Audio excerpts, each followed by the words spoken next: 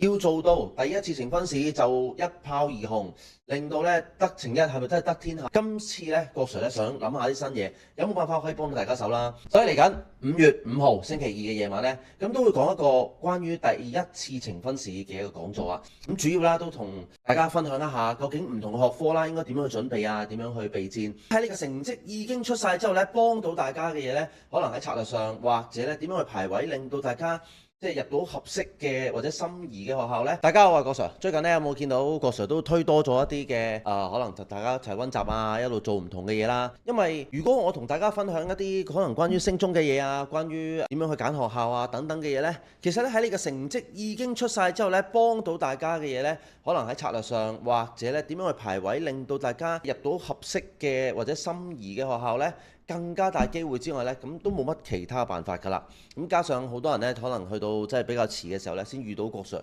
睇到郭 Sir 嘅片，又見到成個汪洋大海裡面900幾1000條片呢，究竟點樣先至可以開始去做呢？而無從入手啊！咁變咗呢，今次呢，郭 Sir 呢想諗下啲新嘢，有冇辦法可以幫到大家手啦？包括咗我哋啱啱小數四則重温嘅一個温習班啦，我哋叫做咁同大家分享咗，咁可能喺呢度定嗰度呢，有條 link 或者下面資訊欄呢，都留翻俾大家，大家撳翻入去可以温習一下小數四則點樣去處理。如果你係小五嘅，咁你可以預習定啦。反正啦，今次考試小數嘅加法、減法、乘法呢，你都會考核㗎啦。只不過除法我一拼講埋呢，咁都可以當做一個温習㗎，40零分鐘。如果你用2倍速去睇嘅話呢，其實就20零分鐘已經搞掂，可以當温咗一課書，咁都幾好㗎。咁而小五嘅同學嚟緊呢，即將就要考呈一啦，包括咗我哋嘅網課啊等等嘅嘢呢，都幫緊大家手㗎啦。同埋如果你聽咗我哋可能4月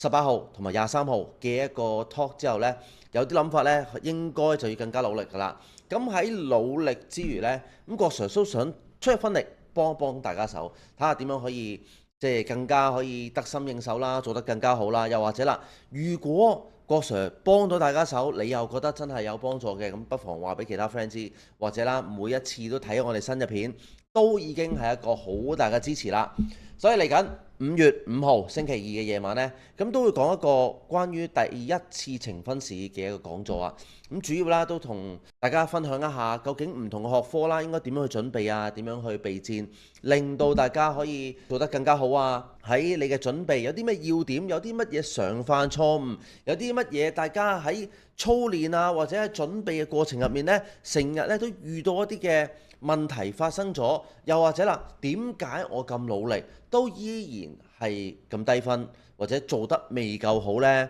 咁我哋到時咧都會拆解嘅。希望咧5月5號啊，星期二夜晚咁食飽飯夜晚嘅時候呢，咁同大家一齊分享一下，究竟呢有啲乜嘢喺第一次呈分試一定要準備嘅，係咪要做到第一次呈分試就一炮而紅，令到呢得呈一係咪真係得天下呢？呢件事而家都言之尚早，但係呢，準備好咗總係會好過冇乜準備啊！準備好晒所有嘅嘢，咁如果到最後結果唔如理想嘅，我哋唯有接受啦。當然啦，我哋係會唔滿意，但係我哋需要接受咗任何結果啊！因為只要我哋付出過，咁都係一個問心無愧嘅結果嚟㗎啦，好唔好？希望呢5月5號星期二夜晚會見到大家，同埋嚟緊我哋任何嘅嘢啦，多多支持啦！呢個 QR Code 亦都幫到你啦。今年都做咗好多協助唔同嘅家長